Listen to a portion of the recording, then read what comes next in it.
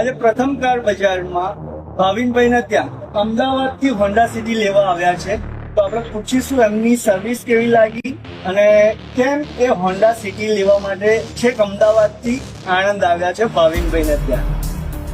service એકદમ